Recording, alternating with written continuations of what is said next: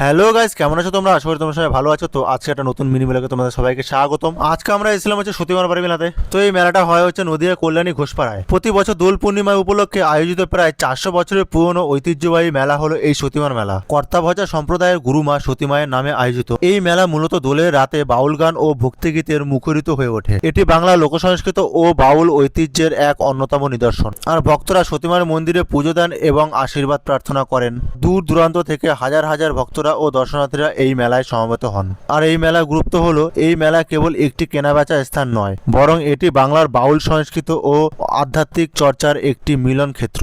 আর এই মন্দিরটা হচ্ছে মেন মন্দির। তো এই মন্দিরটা নতুনই হয়েছে, কারণ এটা হচ্ছে এখন রং টং করে পুরো একদম নতুনের মতো করে দিয়েছে। আগে এই মন্দিরটা এত বড় ছিল না। তারপরে আমরা মন্দির থেকে বেরিয়ে চলে আসলাম হচ্ছে পুরো মেলার দিকে। তো মেলায় এসে দেখি হচ্ছে মেলায় ভালোই ভিড় ছিল। তাও আমরা হচ্ছে হোলির দিন যাইনি, হোলির আমরা প্রায় 6-7 দিন পরে গিয়েছি, তাও হচ্ছে এত ভিড়। তো আস্তে আস্তে এখন ভিড় কমতে শুরু করেছে। আর চারিদিকে হচ্ছে প্রচুর রকমের হচ্ছে নাগরদোলনা, তারপর হচ্ছে প্রচুর রকমের চড়ার অনেক কিছু এসছে। আর খাবারের এখানে দোকান ধরতে গেলে সব থেকে বেশি দোকান হচ্ছে এখানে খাবারের দোকান। তো ঘুগনি, তারপর হচ্ছে ফুচকা, তো হ্যাঁ মোমো এসছে, তারপর তোমার আইসক্রিম এসছে, পাপড়ি চাট, মানে যত ধরনের খাবার আছে সব ধরনের খাবার হচ্ছে এই মেলায় এসছে। আর হ্যাঁ, এই দোকানে হচ্ছে খুব কিউট কিউট হচ্ছে ডল রয়েছে, টেডি বিয়ার রয়েছে। তো আমার যদি কোনো গার্লফ্রেন্ড থাকতো তো আমি নিশ্চয়ই তাকে এখান থেকে একটা কিছু কিনে দিতাম।